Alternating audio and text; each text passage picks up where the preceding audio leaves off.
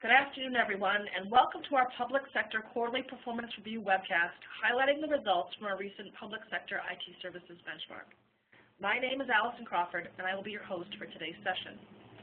The uncertainty in federal budgets continues to shape the market, with slowing growth and margins as well as elevating competition in the federal sector. We'll discuss how you should position in this challenging market, but before we dive into the presentation, there are some basic housekeeping items I'd like to cover with you. First, we're recording today's session and we'll be posting it on our YouTube site, TBRI channel. We encourage you to visit our channel to watch this presentation or any of the others that we've posted. Second, we'd like to hear your opinions and thoughts on the materials we're presenting. Please send any questions or comments to the Q&A or chat function. John and Sebastian will address them at the end of the presentation. Or if you'd like to set up a client inquiry for more detailed discussion, please reach out directly to either them or myself at the end of the presentation to set up that conversation. Third, we'll send out the slides to everyone registered for today's webcast within 24 hours of the conclusion of the webinar. You can also find these slides as well as other thought leadership pieces, webinar decks, and commentaries on SlideShare at www.slideshare.net/TBR_market_insight, and we'll share all the social media links with you again at the end of the presentation. Now let me introduce John Costas, Senior Analyst and Public Sector Practice Manager, and Analyst Sebastian Lagana, Lead Author on the Public Sector Company Reports and Benchmark. John has been analyzing the market for the past 10 years and is TBR's resident expert in the government sector. Sebastian has spent the last 2 years immersed in the strategies of the government vendors to uncover patterns and trends unavailable anywhere else. John and Sebastian's research has been critical in the planning of black hat strategies for several of our clients, and their insight into the performance of the government vendors has enabled several of our clients to identify new opportunities and revenue streams. And with that, let me hand this over to John. Thanks, Allison, and thanks everyone for joining us today, and welcome to Technology Business Research's Public Sector IT Services Benchmark Review for the fourth calendar quarter of 2013. My name is John Costas, Senior Analyst and Manager of the Public Sector IT Services practice here at TBR, and I'll be the lead presenter for today's session. I've been with TBR since 2001, and as Allison just mentioned, have directed the Public Sector IT Services research practice since 2008. With me today is Sebastian Lagana, Lead Public Sector Analyst at TBR. Sebastian has been with TBR since 2011 and follows several of the leading companies in the public sector IT services market, including Northrop Grumman, Lockheed Martin, CACI, Booz Allen Hamilton, and L3 Communications. TBR's focus within the public sector IT services market is to provide company-centric research to accelerate our customers' success. The information that we will be reviewing today comes primarily from TBR's Public Sector IT Services Vendor Benchmark Report for the fourth calendar quarter of 2013, which we will refer to during the presentation as 4Q13. This detailed report includes information on vendor strategies, strategic actions and key developments taken by the vendors during the quarter, alliance and acquisition activity on behalf of the vendors that we follow, and the overall fiscal and business line performance of the vendors in the benchmark study. The information in the benchmark study that is delivered by our services team is invaluable to any vendor looking to expand their footprint or compete more effectively in the global and especially the U.S. federal public sector IT services market. So we're excited to present the findings from our most recent benchmark study for you today, and we look forward to receiving your feedback and responding to your questions at the end of today's session.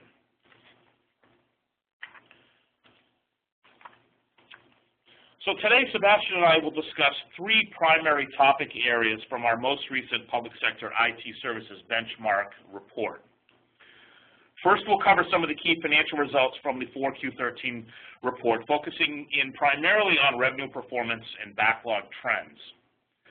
From there, we'll discuss how companies have responded to the market environment with their operations, changes to their portfolios, changes to their offerings, and how they're leveraging partners and acquisitions and strategic alliances to adapt to the market environment. And we'll conclude with our outlook for the 2014 calendar year and take your questions at the end.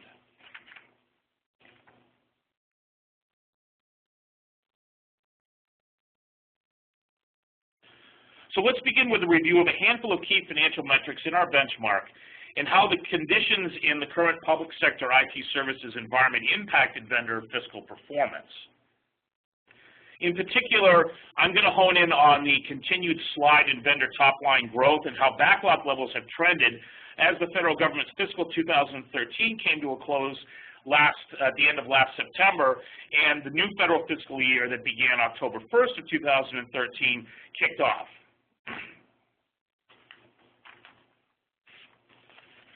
So I'll take a moment now to orient you to the graphic on this page. The blue line here represents the average total year-to-year growth for all of the 20 firms in TBR's public sector IT services benchmark study. The red line also represents average year-to-year revenue growth, but is calculated on a trailing 12-month basis in order to smooth out the impact of seasonality and seasonal trends. Both of the averages illustrated here are weighted to account for the size of each benchmark company's respective revenue base in the public sector IT services market. Aggregate average quarterly year-to-year growth rates contracted for a third consecutive quarter in 4Q13, down about 390 basis points from negative 2.7 in the prior year in 4Q12, and down 190 basis points from the prior quarter, 3Q13. The revenue contraction that we observed in 4Q13 represents the 10th consecutive quarter of weighted average revenue contraction amongst the competitor set that we follow. The aggregate growth rate using a trailing 12-month approach to smooth out the impact of seasonal factors also continued to decelerate in 4Q13 after accelerating through the first half of 2013. And we attribute the change in direction during the course of 2013 primarily to the waning revenue impact of several recent large-scale acquisitions on behalf of some of the companies that we follow with our public sector benchmark study. Now, despite the stability that was injected into the marketplace following the October government shutdown and the subsequent two-year budget deal in December, the market continued to be impacted negatively by persistent budget uncertainty in the federal space, lower volumes of task orders on a number of IDIQ contracts, program postponements and cancellations, and the continued prevalence of award protests, which has certainly become an element of the current federal contracting landscape. All of these combine to continue to negatively impact contractors' revenue growth during 4Q13 and, in fact, during the course of 2013 overall. So with that, let's take a look at how the market environment is impacting backlogs for the federal contractors in the benchmark study on the following slide. So I'll take a moment to familiarize you with the illustration on this page where we illustrate the total backlog levels for the government-centric firms in the benchmark study. And I want to take a moment to define what we mean by government-centric firms.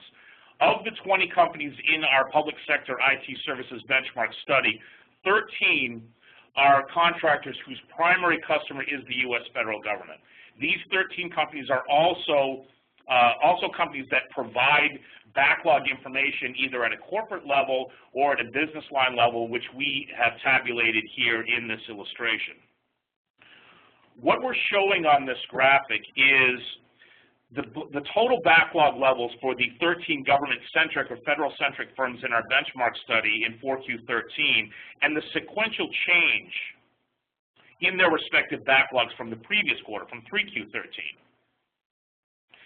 We believe it's also important to note that the backlog figures here are for the IT services businesses or the business lines that tend to be quicker turn, shorter cycle businesses that are generally more exposed and have been more exposed to the short-term impact of the ongoing budget turmoil that we've witnessed primarily in the U.S. federal space over the last several years. Most of the companies, the majority of the companies profiled here in this illustration did suffer sequential decreases in total backlog levels in 4Q13, which is consistent with historical patterns. However, the magnitude of the decrease was more severe than what we've observed in prior years. In addition, the aggregate backlog levels themselves continued to slide precipitously, and we'll illustrate that for you on the following slide. On this page, we show the sum of company backlog for the 13 federally focused contractors in our benchmark study. In other words, what we've done here is simply to sum the reported backlog figures for the 13 companies or the specific business lines of the companies that we follow in the public sector IT services space. We made these calculations for both the third and the fourth calendar quarters of 2013 as well as 2012. We did this primarily to show the sequential changes in both years and then how the sequential change in 2013 differed from the sequential change in 2012.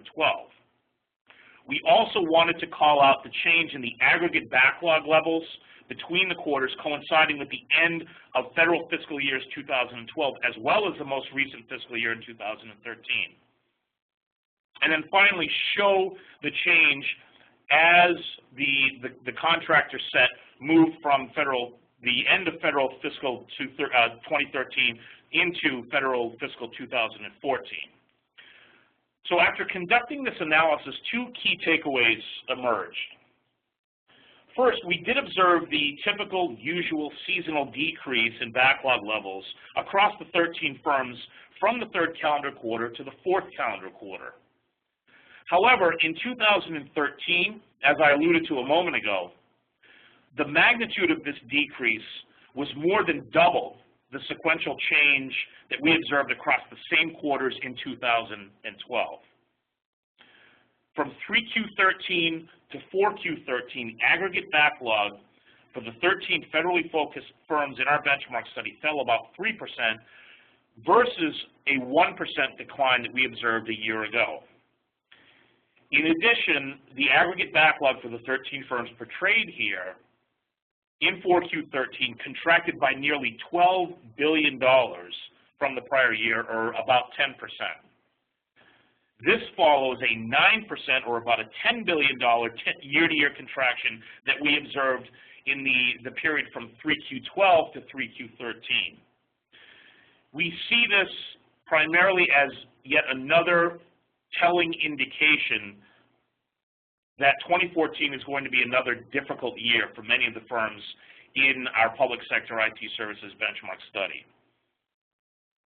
And as we will discuss in more detail in the final section of our presentation today, this is in fact the consensus amongst most of the contractors that we follow, as indicated by their guidance and their outlook for 2014.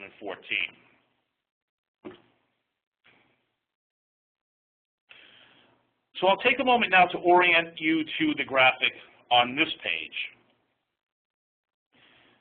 Here we've illustrated for you the 20 firms in the quarterly benchmark study and how they position against one another in terms of top-line growth, operating margin performance, and the respective size of their revenue bases.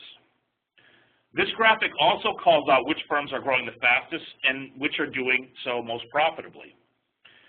We'll call out some of the drivers for the margin leaders later on in the presentation. On the graphic, the x-axis represents the absolute dollar growth for each vendor's public sector IT services business. The y-axis on the graphic represents reported or estimated operating margin for each vendor's public sector IT services business. And finally, the bubble, the size of the bubble, represents the volume of revenue generated in the quarter through public sector sales. So from this analysis, we found the average year-to-year growth for the 20 firms in our benchmark study in 4Q13 to be negative 6.6. And we've also plotted that with the vertical dashed red line. The average operating margin of 7.8% is plotted with the horizontal dashed red line. The aforementioned, from time to time, some companies may have a one-time event that has a significant negative impact on their operating margin and or their growth. When we observe something of that nature, we will exclude those companies from the benchmark study. I don't believe that we had any outliers this quarter unlike what we've seen in the past, for example, several quarters ago, Computer Sciences Corporation booked a large one-time charge that had a significant negative impact on their operating margin. We didn't see any significant outliers this quarter. So, with one exception that my colleague has just made me aware of here, which was Mantech.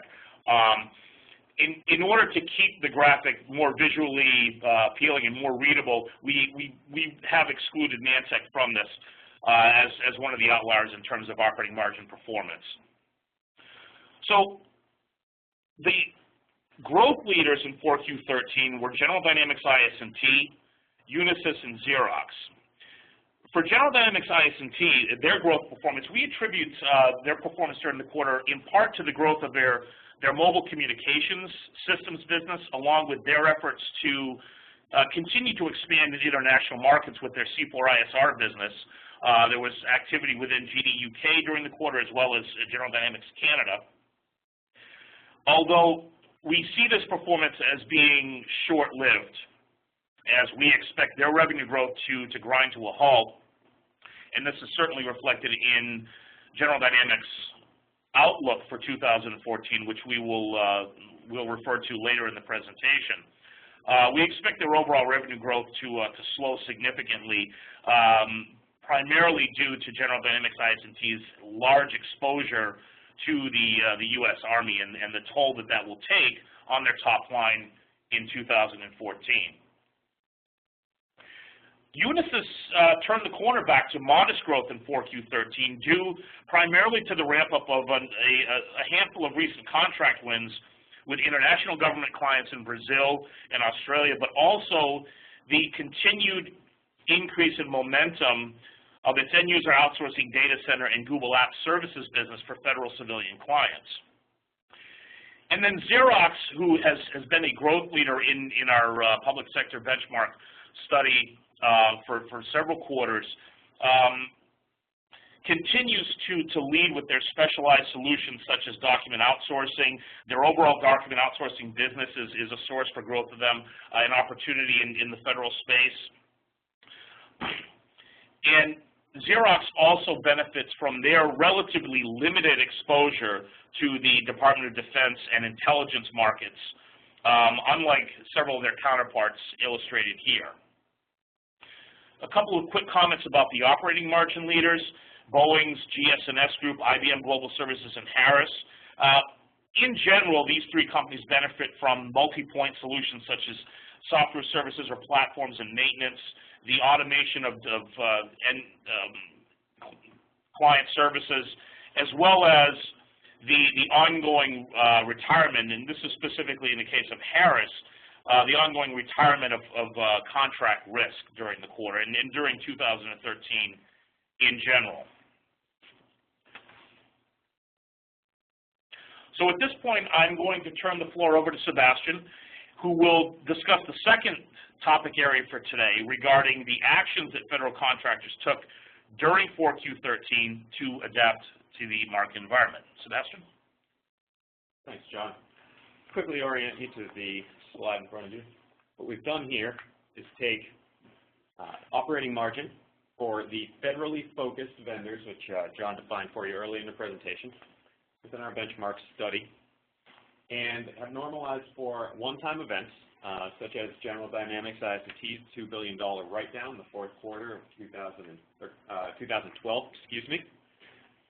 and to take a view and see how profitability initiatives and efficiency initiatives are aligning with contracting revenues pretty much across the board for IT services vendors in the space. Many of the vendors have taken initiatives such as facilities consolidation, headcount rationalization to current demand levels. However, given the contraction within the majority of companies or their services-related business units top line, there is only so much that can be done there.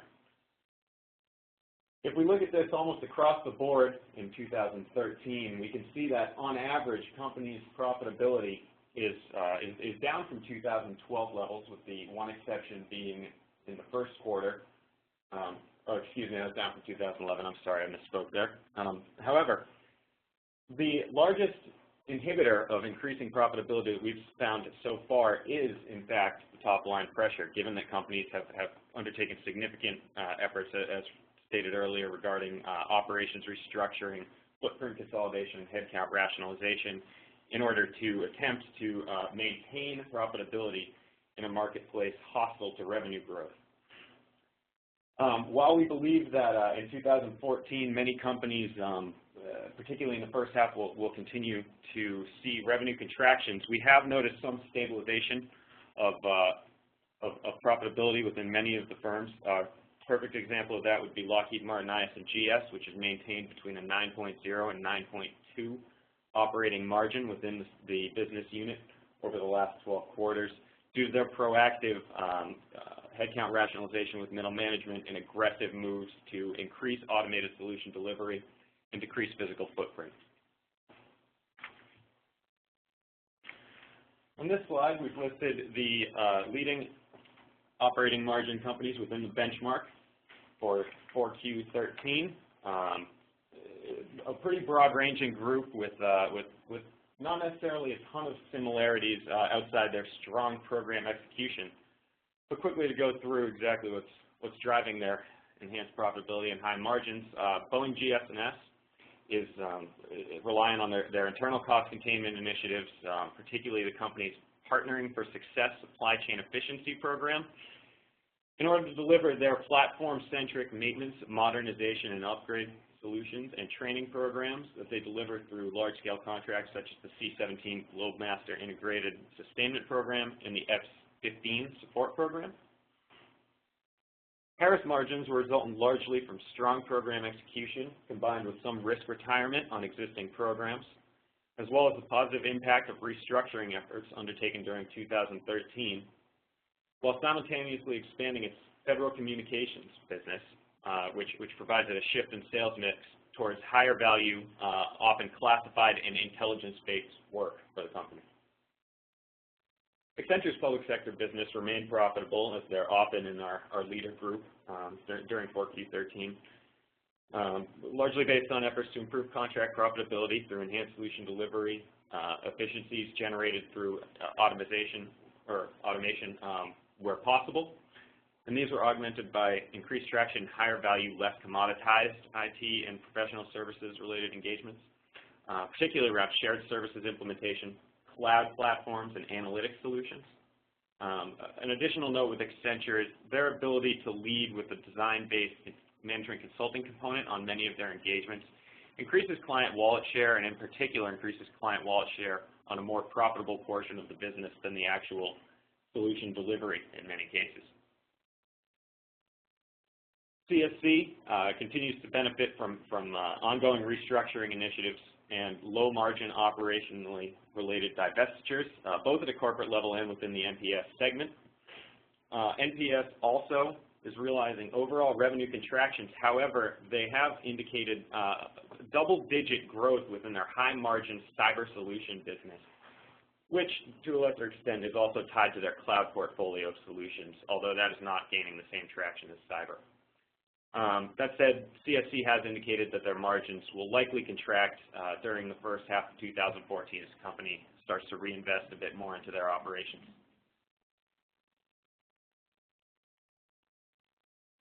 This slide will talk about a few of the key acquisitions by public sector IT services vendors in 4Q13 and early 1Q14 were applicable. As companies seemingly towards the tail end of the year and in the beginning of 2014 have reopened their war chests and are getting back into the M&A markets, albeit generally speaking with smaller scale acquisitions that augment existing portfolios.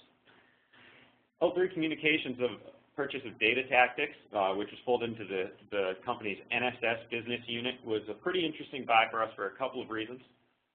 First, with L3's announcement of their reorganization during the first quarter in 2014, NSS was the sole business unit that was left unimpacted by said reorganization. And that gave us some questions as to where are they looking to turn with the group and what are they really looking to highlight with it, given their legacy in some Intel work and cyber solutions.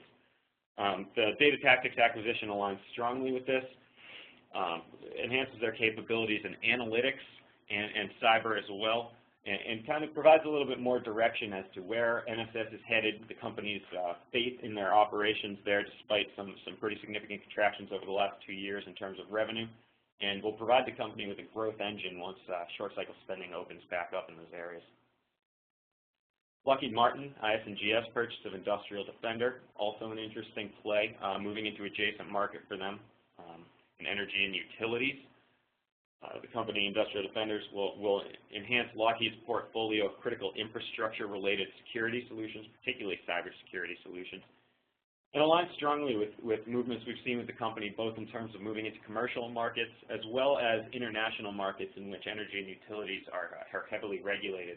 Nowhere was it more apparent the impact that a cyber attack can have on any kind of energy and utility company or infrastructure grid than with the Saudi Aramco incident, in which essentially the company was shut down for a prolonged period of time, a day or so, which is hugely impactful to a company like Saudi Aramco's financial capabilities. Being able to protect themselves from having that sort of incident recurring is going to be crucial moving forward as we see even more state-sponsored related attacks on energy and infrastructure, including such bugs we know of as Dooku Flame and Stuxnet. And finally, Mantech's purchase of Allied Technology Group was a relatively small acquisition, but it does carry significant potential given that Mantech acquired a position on about $33 billion worth of DHS-based IDIQ contract vehicles, including the Eagle II program. That said, the slow pace of obligations under these contract vehicles to date, particularly Eagle II, point to a fairly limited near-term revenue potential related to the acquisition. Additionally, with Mantech, it is a limited client diversification play, whereas someone like Lockheed is moving into an adjacent market with their small-scale purchase. Mantech staying relatively true to what it's focused on and what it's served for a long period of time, being the Army intelligence and Homeland Security marketplaces. Unfortunately, we view that as somewhat risky in that it offers limited mitigation of revenue pressures related to the U.S. federal marketplace, which certainly we expect to persist through at minimum the first half of 2014. Finally, I'll close up with some key alliances and partnerships for IT services vendors in our public sector benchmark during 4Q13 and early 1Q14. We'll start with CSC. The alliance formed with HCL was announced in January and won't have an immediate impact on the U.S. federal market, at least from CSC's perspective. However, HCL will gain access to some federal client rosters as a result of their work with CSC in the long term. Initially, the alliance will focus on application modernizations using both firms' capabilities initially delivered to banking centers and then the BFSI center, with their first delivery centers located in India, which will preclude them from serving portions of the U.S. federal market. However, long term, we do expect the partnership has capabilities to expand those same application modernization capabilities for out of U.S.-based delivery centers to federal clients. General Dynamics IS&T remains committed to engaging in strategic alliances to further develop their capabilities and facilitate footprint expansion in high-priority Southeastern Asia-Pacific markets. And these were the primary impetus behind alliances with Colt Canada and India-based Samtel Avionics for new product introduction in the respective markets.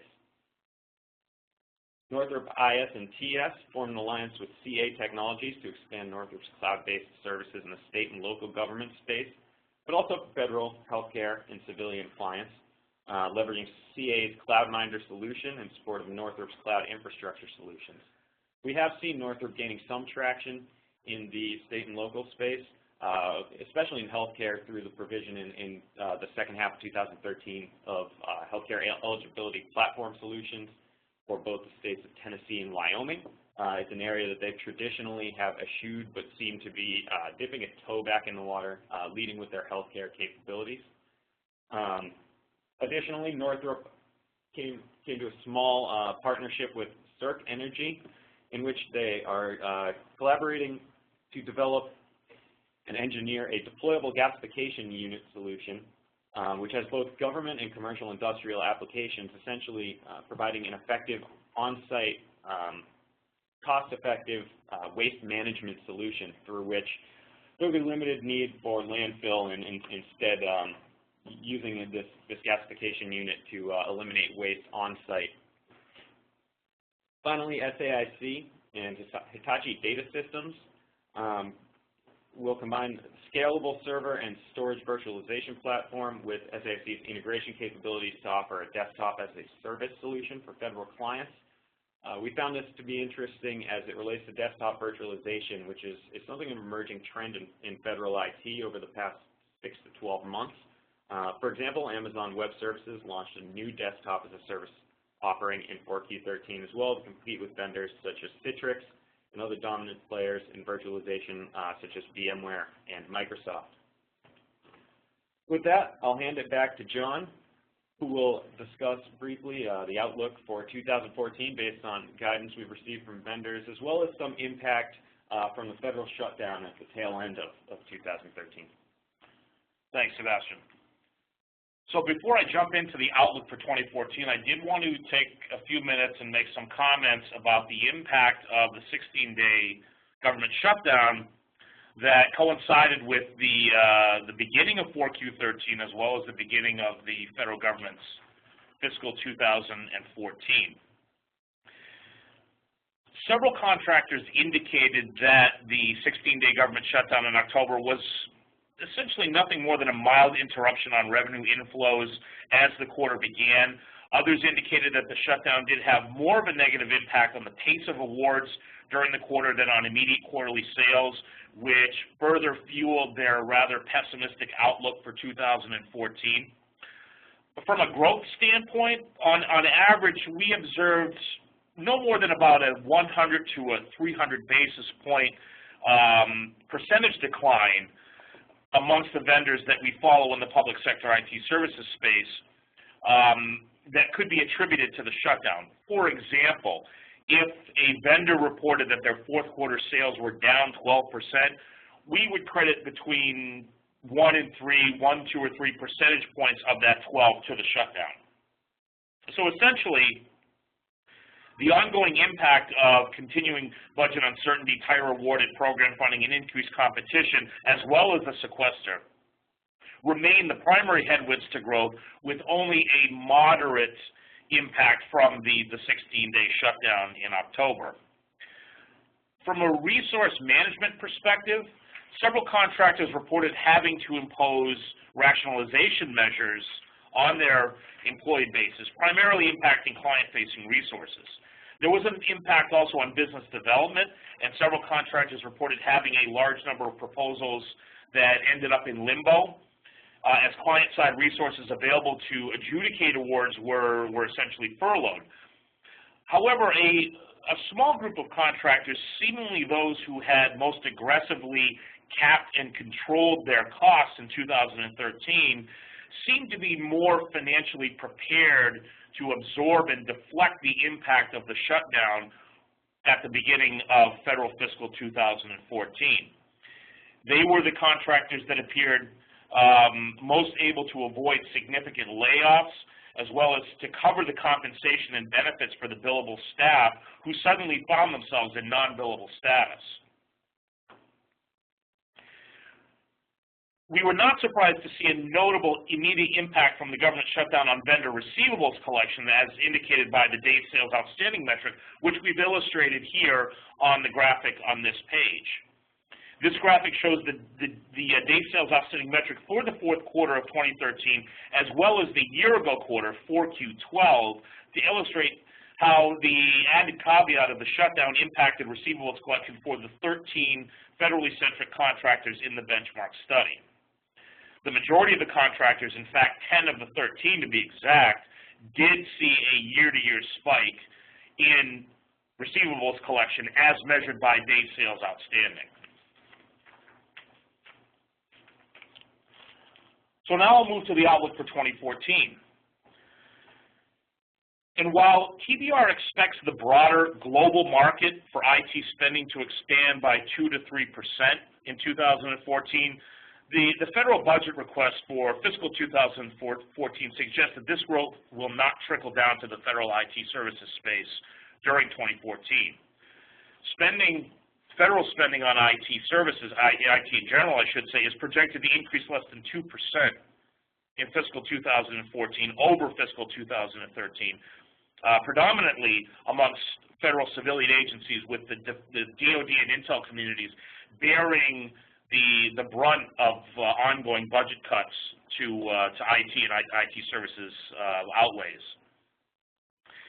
The budget agreement in December was greeted with appreciation by several of the contractors in our benchmark studies. This was evident during the fourth quarter results, their discussion of their fourth quarter fiscal performance, and it was a welcome development for the measure of near-term fiscal stability that it injected into the marketplace that should improve the ability, their ability, as well as the ability of their customers to plan for the future due to the added certainty in budget planning and program funding that the budget deal created. Contractors are still awaiting the specific budget allocations, however, and their hope is that their portfolios will continue to be well supported by a strategically focused allocation of budget resources.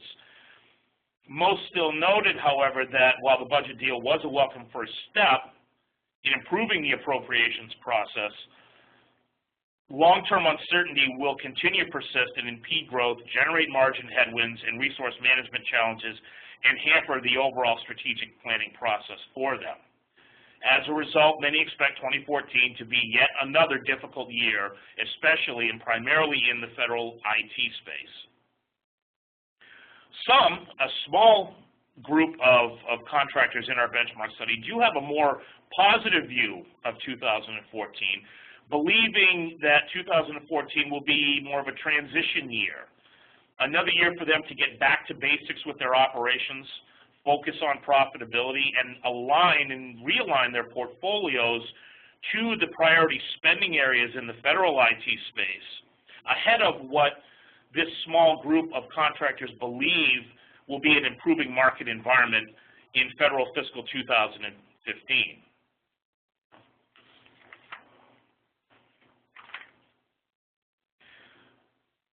To orient the audience to the graphic on this page, here we've tabulated the guidance from the vendors in the benchmark study for 2014 and or provided our estimates, which are based on their comments or their guidance, either officially tendered guidance or other forms of guidance that we've received from them,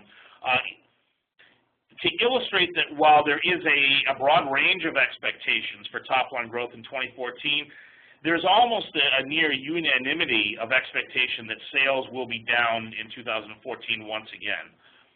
Vendors with a broader public sector market focus outside of the U.S. federal sector, Accenture and Xerox, the primary examples of this, expect that their public sector growth rates, even though they'll pull back a bit in 2014, they still expect overall sales in their public sector IT services businesses to expand modestly over 2013.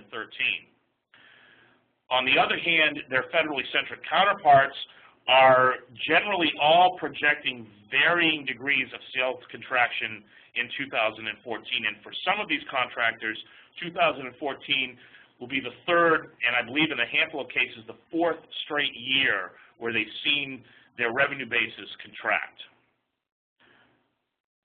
So with that, we're happy to take your questions at this time. Great, thanks guys, and thanks to those of you who sent through questions. You have a couple in the queue already. And if you do have a question, please send them through now. So the first question we have is, you mentioned the federal IT budgets for fiscal 2014 and 2015 being skewed to the federal civilian side. What do you see the IT spending priorities being in federal civilian? Okay, thanks for the question. We see the overarching priority areas across federal civilian agencies, the handful that plan to expand their IT spending in fiscal 15. Being in the areas of cybersecurity, cloud infrastructure and services, enterprise IT modernization, and data center consolidation. We're also seeing some movement in the analytics area. We see analytics being prioritized, for example, at the EPA and the Departments of Agriculture, Energy, and Interior, as well as at the FDIC. The projection for budgets, for IT budgets at Treasury and EPA are expected to expand at or near double-digit rates in fiscal 15, federal fiscal 15. For example, largely to fund infrastructure-related outlays, presumably ahead of a more aggressive implementation or adoption of cloud-type solutions. Okay. The next question we have. In previous webinars, you detailed vendor action overseas. Are there any new developments in this area? Yes, thanks for the question. We touched on a few earlier in the presentation, and what we've continued to observe is, especially amongst the largest contractors in our benchmark study, is the continued push for international diversification. In 4Q13, for example, we mentioned earlier General Dynamics IS&T forming partnerships in Canada and Southeast Asia. Lockheed Martin announced that it planned to establish a major subsidiary based in Israel, which we believe will be used as essentially a staging point for further expansion in the Middle East and GCC region. We observed Harris partnering with BT in the UK to develop and offer collaborative solutions for the UK's National Health Service. And Boeing's GS&S group is winning contracts for their maintenance, modernization, and upgrade services in a number of markets, including Canada, Australia, the UK, and small country markets in the Middle East. Sebastian, you have some additional commentary? Just to build off that, two things. Lockheed Martin's been one of the most aggressive of the vendors, U.S. federally focused vendors, in pushing overseas, particularly in Europe and Australia.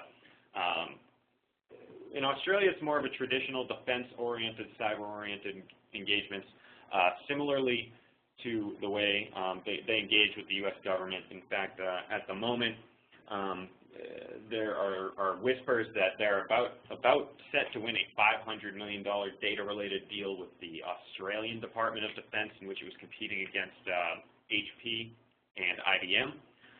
So there's a significant opportunity for them there. And additionally, with their acquisition of Amor Group in the second half of 2013, they enhanced their air traffic control capabilities in Europe, as Amor is a Scotland-based organization.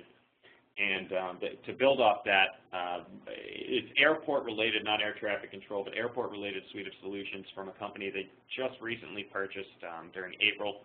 Or late in March, Beyondra AG, which is a German-based airport facilities management, essentially, software company.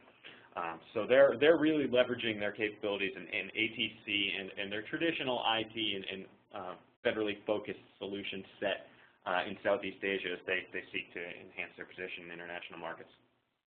And we actually had a follow-up on that. What have you observed regarding new solutions development and introductions? Well, during 4Q13, the focus of new services, new solution introductions was in data management in the energy and utilities sector from a vertical perspective, and also from a vertical perspective in the aviation sector. A couple of examples: Lockheed Martin IS&GS released its Trusted Sentinel cybersecurity offering for data management.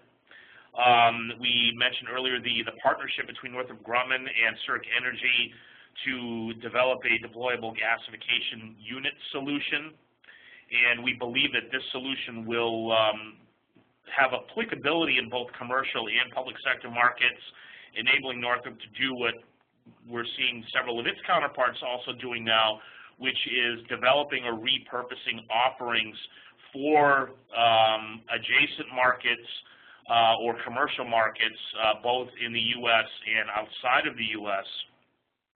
And I'll also mention the General Dynamics introducing a new acoustics analytics solution for aviation clients during the quarter. And just to tack on one more piece of information, again, it is from the first quarter, but we found it particularly interesting as it aligns with repurposing existing capabilities for new things. Lockheed, again, had one of the more interesting ones with their repurposing of a missile detection analytics-based solution, which they've repurposed for use in healthcare. I believe the solution was called SIA, and it is essentially to detect sepsis at a rate 14 to 16 hours ahead of where current testing can. For those who aren't familiar, sepsis is essentially a blood infection condition. It's fatal. Early identification is crucial to saving lives. So that will have taking missile defense-based analytics framework and repurposing it for use in both commercial and public sector healthcare is a very unique and interesting way to take something that already exists and spin it in a relatively low-cost method to penetrate a new market. Okay. It looks like we don't have any other additional questions in queue, so unless someone has a burning question, send it through now. I'm going to start to wrap up. So as I mentioned, I'm going to share all the social media links with you, so I encourage everyone to follow John and Sebastian on Twitter, as well as TBR. The handles are all listed here. I've also shared with you the SlideShare, YouTube, and LinkedIn URLs. We encourage you to join the conversation and share these with your colleagues. We are sharing a lot of free research and information on these three areas. As you're leaving the presentation, there's a short survey, 3 questions. How good was the presentation? How valuable was the presentation, rather? How good were the presenters? And if there's any other open-ended feedback you'd like to share about the topics we're covering, things you should think we should be doing more in detail, or any other feedback, we are accepting that and putting it into our presentations quarter to quarter. So please do share that with us. I'm going to leave the chat function open for another few minutes in case there's any last-minute questions or requests for conversations with either of the analysts. And if we don't hear from you now, please keep an eye out for some thought leadership pieces that will be coming out shortly, and we'll be doing this presentation again in the future. So have a great afternoon, everyone, and we'll talk with you soon. Thanks.